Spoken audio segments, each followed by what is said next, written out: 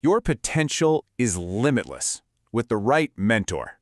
Welcome to the Don Raj Sir Method, Living the Subject. All right, welcome. Today we are going to dive deep into one of history's most fascinating and powerful dynasties, the Mughal Empire.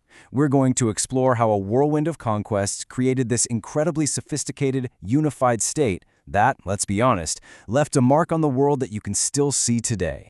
So here's our game plan. We're going to tackle this story in 4 parts. First, we'll see how the empire was forged in the heat of battle. Then, we'll meet the great unifier who brought it all together. After that, we'll marvel at its breathtaking legacy in stone. And finally, we'll peek under the hood to see how the imperial machine actually ran. Okay, let's jump right in with part 1, Forging an Empire. And every story like this has a beginning, and this one starts with the arrival of one incredible man, Babur. So you have to ask yourself, how does an empire this huge even get started?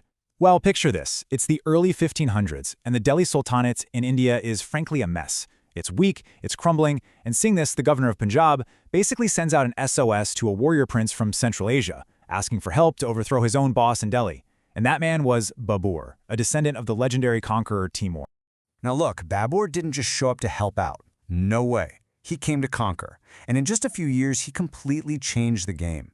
In 1526, boom, he wins the massive Battle of Panipat and takes Delhi. A year later, he smashes the powerful Rajput forces at Kanwa, and then in 1529, he secures his flank at Gagra. I mean, in just 3 years, he laid the entire foundation for a new empire. And this is the guy, the man who kicked the whole thing off. In just a handful of years, Babur had carved out a brand new dynasty in a land that wasn't his own. But here's the twist. His reign was incredibly short. He died in 1530, leaving the absolutely huge job of actually building this empire to the people who came after him.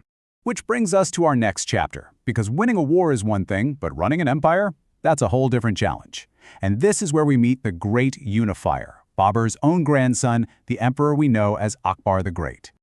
Now, what's just mind-blowing about Akbar is that he became emperor when he was only 13 years old.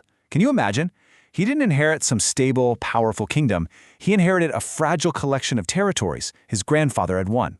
It was his vision that was going to turn all of that into a real, lasting empire. So how did a teenager pull this off? Well, Akbar's real genius wasn't just military might, it was his incredible policies. He got rid of the jizya, which was a long-hated tax on non-Muslims. He banned forced conversions. And this was brilliant. He built alliances by marrying into powerful Hindu Rajput families. And crucially, he promoted Hindus to the highest positions in his government based on their talent, not their faith. A total game changer. And this wasn't just some clever political maneuvering. It was a core philosophy for him. Akbar truly believed in this principle he called Sulh Kul, which basically means universal harmony. For the time, this was a radical idea, promoting peace and tolerance between all the different faiths and cultures in his empire, trying to create one shared identity for everyone. So when you create that kind of stability, and you bring in that much wealth, what happens? You get an absolute explosion of culture. So let's look at how the Mughals express their power, not just with laws, but with some of the most stunning architecture the world has ever seen. This is their legacy in stone. And when it comes to Mughal architecture, one name stands above all others: Shah Jahan, Akbar's grandson. This guy commissioned 2 of the most recognizable structures on Earth, the breathtaking Taj Mahal in Agra and the colossal Red Fort in his brand new capital, Delhi. Let's just talk about the Taj Mahal for a second. It's a true masterpiece. But what's so amazing is that it's not a palace, it's not a fort, it's a mausoleum.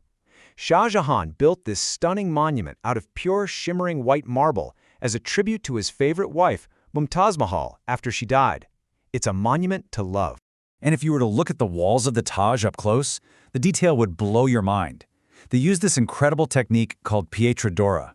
It's this art of taking tiny pieces of polished, colored stone and setting them perfectly into the marble to create these beautiful, intricate images. It's not paint. They were literally painting with jewels. Okay, so you've got this massive territory, incredible buildings, immense wealth, which leads to the big question. How did they actually manage it all? Let's take a look at how the imperial machine really worked. I mean, really, just stop and think about the sheer scale of this for a moment. We're talking about an empire that stretched from the snowy mountains of Kashmir all the way down to the Kaveri River in the south. How do you possibly control an area that huge and that diverse, especially before modern technology? Well, the answer was yet another one of Akbar's brilliant innovations, the Mansabdari system. It sounds a little complicated, but the basic idea is pure genius. Every single officer in the empire, civilian, military, didn't matter, was given a rank, called a mansab. And that one rank determined everything: their status, their salary, and what they owed the empire in military service. Let's break that down. It's actually pretty simple. Each rank had two numbers, Zat and Sawar. Just think of Zat as your personal status and your paycheck. The higher your Zat number, the more important you were and the more you got paid. Then you have Sawar. That number told you exactly how many cavalrymen, soldiers on horseback, you had to keep ready for the emperor's army. It was a brilliant system that tied the personal success of every noble directly to the military strength of the empire. And this whole sophisticated system, run from command centers like the Red Fort, was the steel frame that held the massive Mughal Empire together for centuries. Its legacy isn't just something in a history book. It is literally woven into the fabric of modern India. And here's the perfect proof of why this all still matters today. The Red Fort isn't just some ancient relic. As our source material points out, every single year on India's Independence Day, the Prime Minister stands on its ramparts and addresses the nation. Just think about that for a second.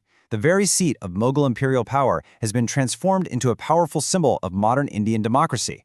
It's a stunning reminder of how the echoes of history don't just fade away, they continue to shape our world right now.